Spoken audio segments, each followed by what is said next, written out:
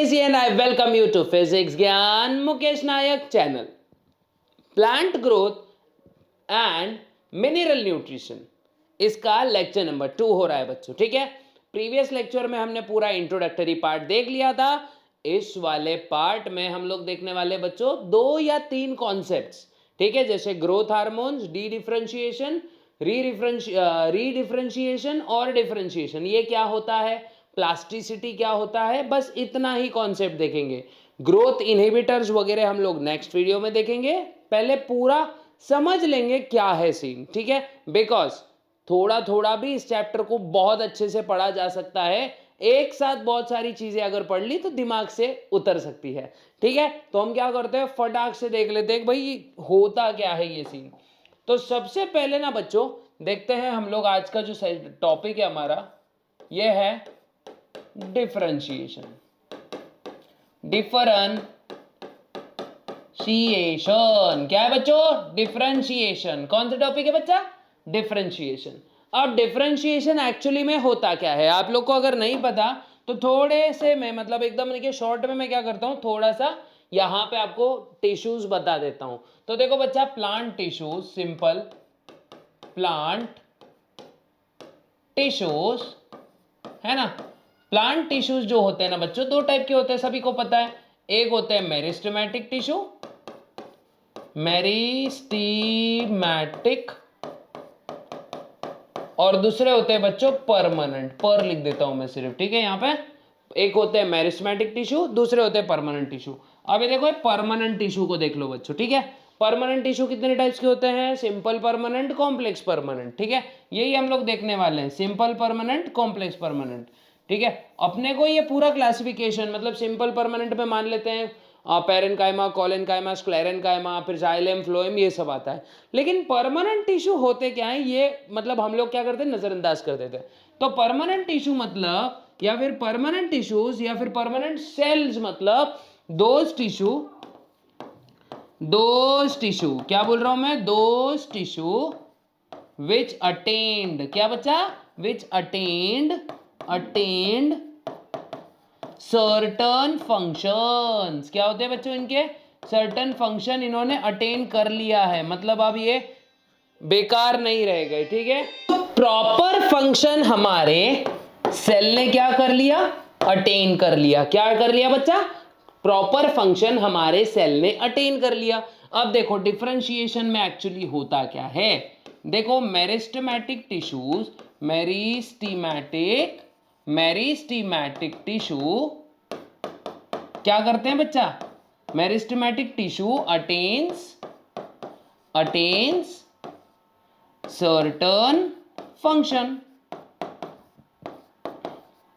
है ना। क्या कर लेते हैं बच्चों, ये एक फंक्शन अटेन कर लेते हैं। फंक्शन अटेन करना मतलब एक उनको काम लग जाता है। देखो मेरिस्टेमेटिक टिश्यूज का काम होता है सिर्फ सेल डिवीजन करते रहना।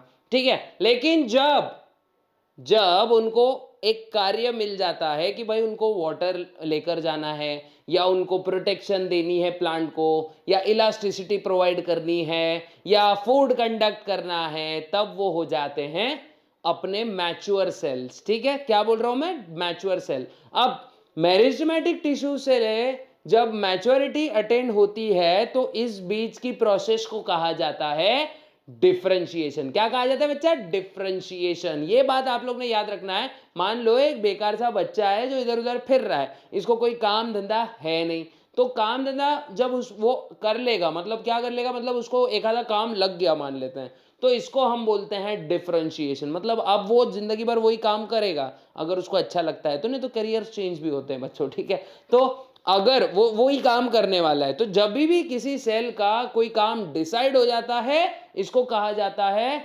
डिफरेंशिएशन। क्या कहा जाता है बच्चा? डिफरेंशिएशन, याद रखना। ठीक है, क्या होता है इसमें सेल जो है एक प्रॉपर फंक्शन अटेन कर लेता है, और क्या करता है, सेल डिवीजन इनका स्टॉप हो जाता है। सेल डिवीजन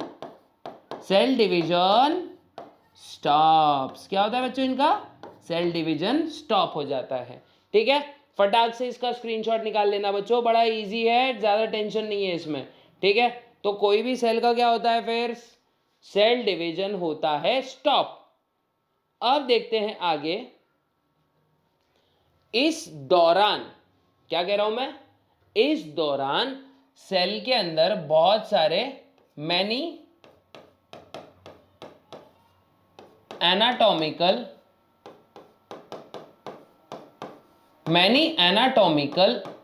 एंड बहुत सारे सेल के अंदर क्या होते हैं बच्चा, एनाटॉमिकल एंड फिजियोलॉजिकल चेंजेस देखने को मिलेंगे। एनाटॉमिकल एंड फिजियोलॉजिकल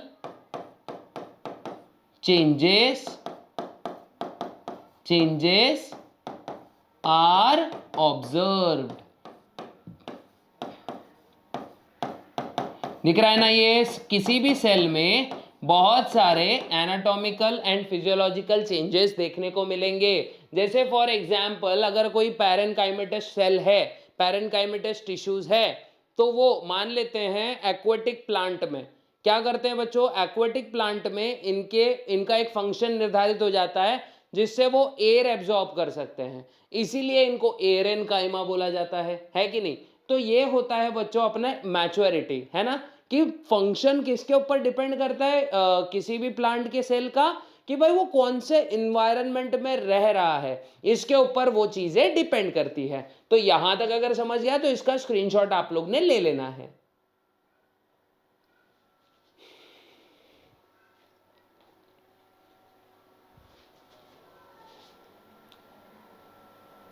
अब आगे देखते हैं कि अगला वाला कॉन्सेप्ट हमारा क्या है, वो है डी डिफरेंशिएशन। क्या है बच्चा, डी डिफरेंशिएशन। बी वाला क्या है भैया हमारा, डी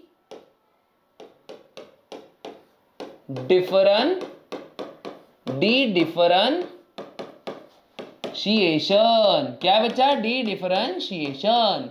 ठीक है। अब कभी कभी क्या होता है बच्चों, जब जरूरत आन पड़ती है ना, तो जो डिफरेंशिएटेड सेल है वो वापस से मेरिस्टेमेटिक सेल में कन्वर्ट हो जाते हैं और वापस उनके पास आ जाती है सेल डिवीजन की एबिलिटी। जैसे फॉर एग्जांपल एक रिटायर्ड जवान है ना, सबसे पहले तो इंडियन आर्मी को सल्यूट करते हैं क्योंकि उनकी बहुत ज्यादा एफर्ट्स लगते रहते हैं पूरे कंट्रीज के लिए, पूरे कंट्री के लिए, नॉट कंट्रीज के लिए, पूरी कंट्री के लिए। ठीक है, तो उनको एक बार हम लोग दिल से सल्यूट करते हैं और आगे बढ़ते हैं। अब देखो क्या होता है, कभी कभी पता है क्या, जरूरत पड़ जाती है। अब जैसे फॉर एग्जांपल रिटायर्ड जवान है, रिटायर्ड सोल्जर्स हैं, वो घर पर आ जाते हैं, मस्त अपनी लाइफ जीते रहते हैं, लेकिन कभी कभी अगर इमरजेंसी प्रॉब्लम्स रही, कंट्री में एक टेंशन निर्माण हो गया, तो यही रिटायर्ड जो जवान है, यही रिटायर्ड सोल्जर्स को वापस से ड्यूटी पे बुला लिया जाता है। तो इनका क्या हो जाता है, री रिक्रूटमेंट हो रहा है ना, री रिक्रूटमेंट हो रहा है, वापस से इनको ड्यूटी सौंप दी जा रही है। तो इसको ही हम लोग डी डिफरेंशिएशन बताएंगे। मतलब एक एग्जांपल दे रहा हूं, जब भी ये क्या होता है डी डिफरेंशिएशन, द प्रोसेस, क्या बच्चा, प्रोसेस क्या होती है, ये एक प्रोसेस, देखो प्रोसेस इन विच क्या हो रहा है, मैच्योर्ड सेल रीगेन्स या मे रीगेन्स बोलता हूं मैं, ठीक है, क्योंकि ये नीड के ऊपर डिपेंडेंट है। ठीक है, मे रीगेन एबिलिटी, क्या बच्चा, may regain ability to divide. ठीक है, may regain ability to divide and becomes, या फिर इतना ही लिखते हैं, may regain ability to divide. तो यही प्रोसेस को हम बोलते हैं डी डिफरेंशिएशन। क्या बोलेंगे बच्चा, डी डिफरेंशिएशन। इसमें क्या होता है, सिंपल देखो, मैच्योर्ड सेल्स है जो मैच्योर्ड, देखो मैच्योर्ड सेल ये किस में कन्वर्ट होते हैं बच्चों, ये कन्वर्ट हो जाते हैं मेरिस्टेमेटिक सेल्स में। किसमें, मेरिस्टेमेटिक सेल्स। किस में कन्वर्ट हो जाते हैं मेरे बच्चे, मेरिस्टेमेटिक सेल में ये कन्वर्ट हो जाते हैं, और इसी को हम डी डिफरेंशिएशन बोलते हैं। और डी डिफरेंशिएशन कब काम आता है, जब हमको सेकेंडरी ग्रोथ चाहिए। क्या चाहिए, सेकेंडरी ग्रोथ के समय। किसके समय बच्चे, सेकेंडरी ग्रोथ। ठीक है, सेकेंडरी ग्रोथ जब होनी है तब हमको क्या चाहिए, डी डिफरेंशिएशन ऑफ सेल चाहिए रहते हैं। तो यहां तक अगर समझ में आ गया तो आगे बढ़ जाते हैं बच्चों, रीडिफरेंशिएशन की तरफ बढ़ते हैं। ठीक है, स्क्रीनशॉट्स आप निकालते रहो, ठीक है, स्क्रीनशॉट्स निकालते रहो, ठीक है। सी क्या है, रीडिफरेंशिएशन, रीडिफरेंशिएशन, ठीक है। What is रीडिफरेंशिएशन? अब देखो, जो सेल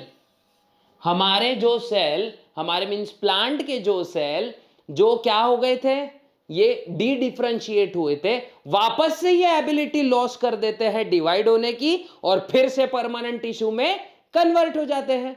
तो इसी को कहा जाता है रीडिफरेंशिएशन, है ना। क्या बोलेंगे बच्चे इसको? इसी को कहा जाएगा रीडिफरेंशिएशन, है ना।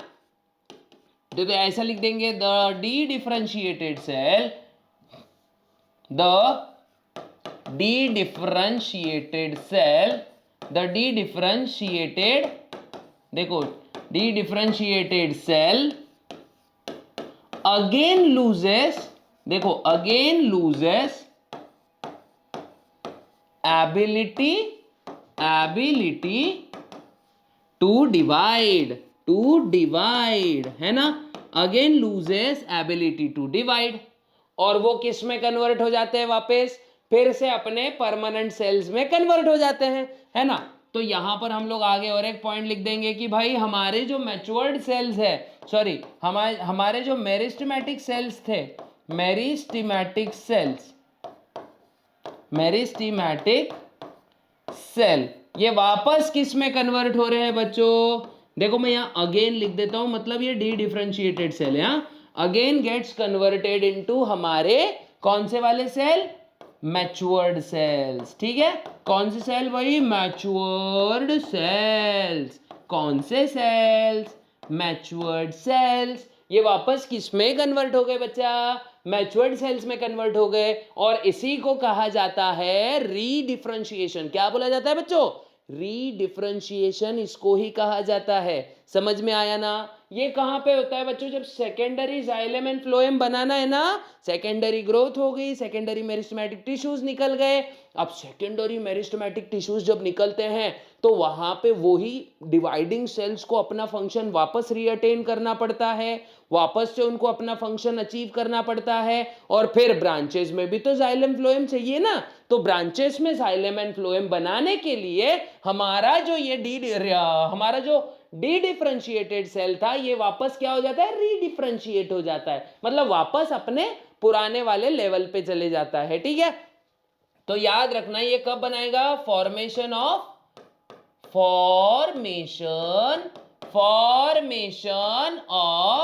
क्या? Secondary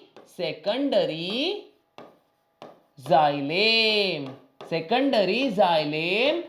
and secondary phloem. क्या बच्चों? Secondary xylem and secondary phloem.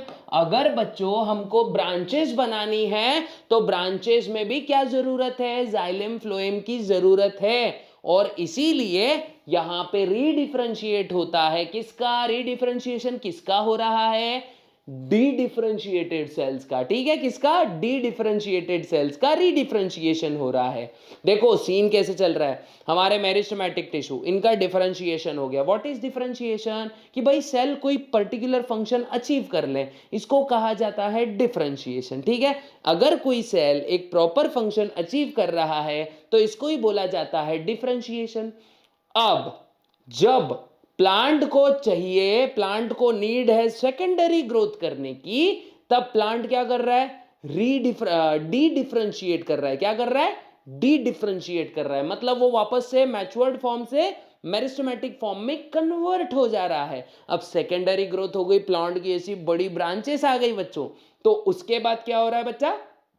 वो वापस से रीडिफरेंशिएट हो रहा है।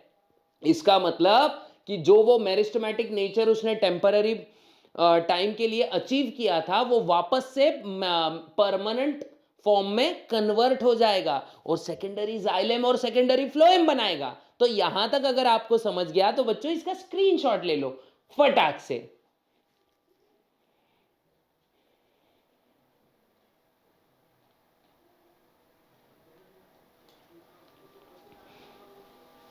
अब देखते हैं हम लोग हमारा अगला पार्ट, जो कि है डेवलपमेंट। क्या है बच्चा?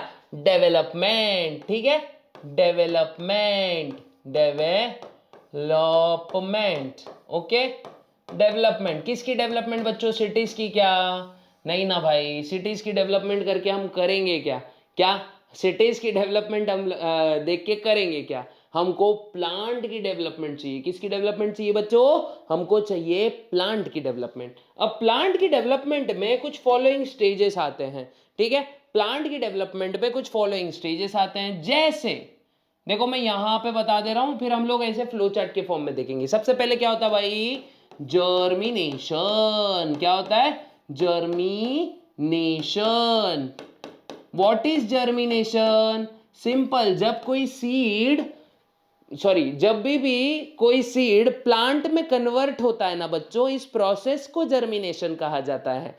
क्या कह रहा हूं मैं? जब भी कोई सीड किसी प्लांट में डेवलप करता है, खुद को कन्वर्ट कर देता है, तो इसी को कहा जाता है सीड जर्मिनेशन। अब जब भी सीड जर्मिनेशन होगा ना बच्चा, तो उसके बाद फॉर्म होंगे हमारे मेरिस्टेम। क्या होगा? मेरिस्टेम। अब मेरिस्टेम बच्चों ये वो पार्ट्स होंगे जो बहुत ज्यादा एक्टिव होते हैं और रैपिड सेल डिवीजन करते हैं। अगर ये रैपिड सेल डिवीजन करेंगे तभी तो जाके प्लांट की हाइट और गर्थ बढ़ेगी, है कि नहीं? तो इसीलिए मेरिस्टेमेटिक टिश्यूज का काम क्या होता है? प्लांट की लेंथ, प्लांट की गर्थ, प्लांट की ब्रांचेस ये बनाना। यहां तक शायद आपको समझ गया। अब मेरिस्टेमेटिक सेल्स में होता है बच्चा सेल डिवीजन। क्या होता है भाई? Cell division. ठीक है, क्या हो रहा है इधर पे? सेल डिवीजन हो रहा है। क्या हो रहा है बच्चा?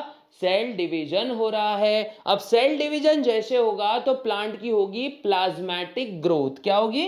प्लाज्मेटिक, प्लाज्मेटिक, प्लाज्मेटिक ग्रोथ। क्या होगी बच्चों? प्लाज्मेटिक ग्रोथ। मतलब सेल की अब साइज भी बढ़ना चाहिए।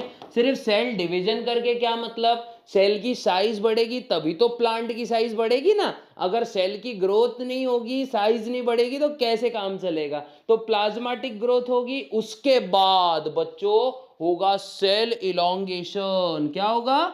सेल इलोंगेशन, है ना? Cell elongation. क्या होगा बच्चा? सेल इलोंगेशन होगा, है कि नहीं? सेल इलोंगेशन होने के बाद जैसे सेल पूरा डेवलप होता है, उसके बाद आता है बच्चों सेल मैचुरेशन। अब डिफरेंशिएशन होना जरूरी है ना सेल्स का, तो क्या बोलेंगे इसको? Cell maturation. किसी भी प्लांट की ग्रोथ ऐसी ही होती है बच्चों, सेल मैचुरेशन, है ना? क्या होगा? सेल मैचुरेशन हो जाएगा। मतलब सेल क्या करेंगे? एक प्रॉपर फंक्शन अटेन करेंगे बच्चों। क्या करेंगे? सेल एक प्रॉपर फंक्शन अटेन करेंगे। अब जैसे सेल मैचुरेशन हो गया तो वो कन्वर्ट हो जाएगा मैच्योर्ड सेल्स में। किसमें?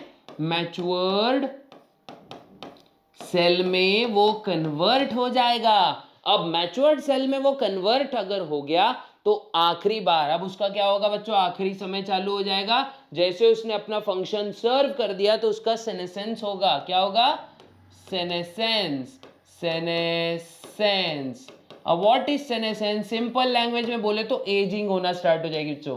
हम भी क्या होते हैं, ऐसे ही हमारा भी सिस्टम होता है बच्चों, हमारा भी ग्रोथ होता है, हम भी स्टेशनरी फेज अचीव करते हैं, फिर उसके बाद में हमारी भी एज होती है और एक बार लास्ट में हम क्या करते हैं? इस धरती को छोड़कर निकल जाते हैं। ठीक है, मतलब धरती को छोड़कर निकल जाते, कहीं नहीं निकलते हैं।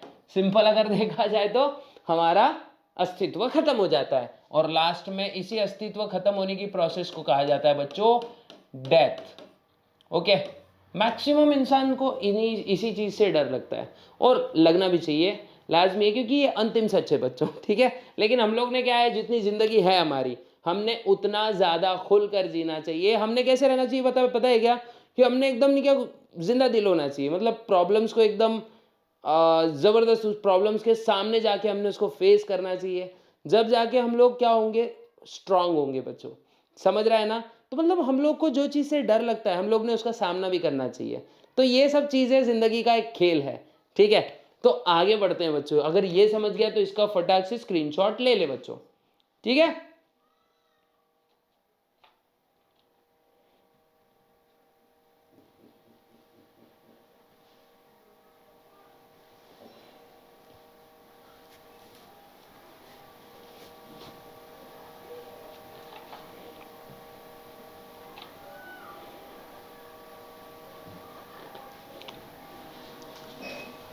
अब हम लोग देखने वाले हैं हमारा प्लास्टिसिटी, हमारा मीन्स प्लांट का प्लास्टिसिटी। क्या देखेंगे बच्चा?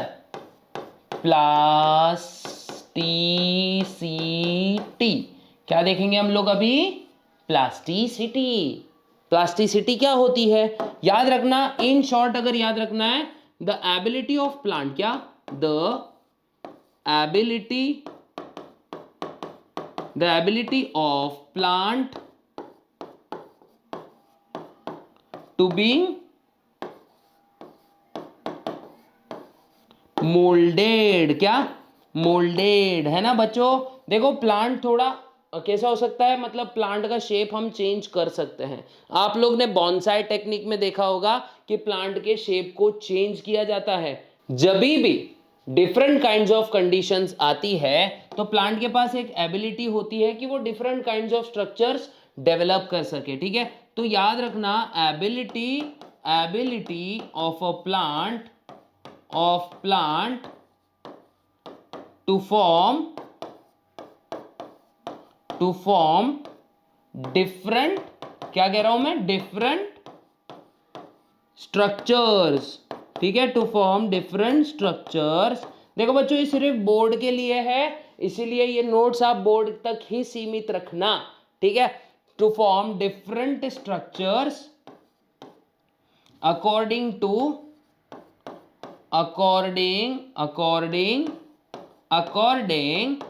to different environmental condition,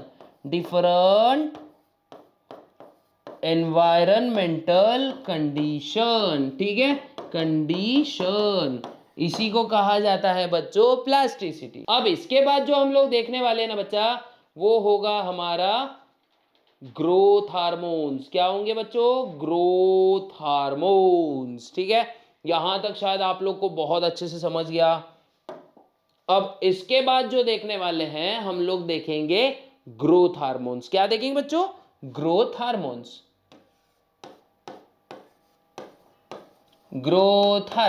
अब इसमें कितने हार्मोन्स हमको देखने हैं ये देख लो। जैसे हम लोग ये हार्मोन्स देख लेंगे हमारा लेक्चर डन हो जाएगा।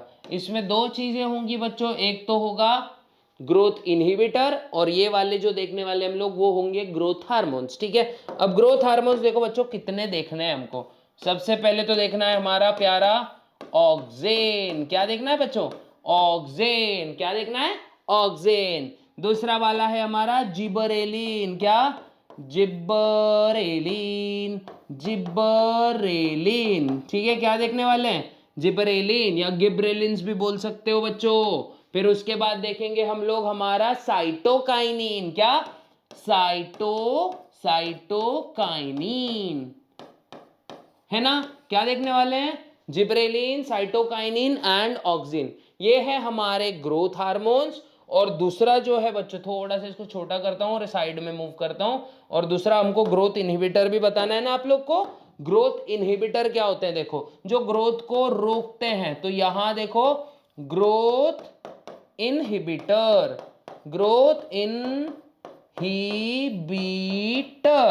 क्या होता है बच्चों? ग्रोथ इनहिबिटर, है ना।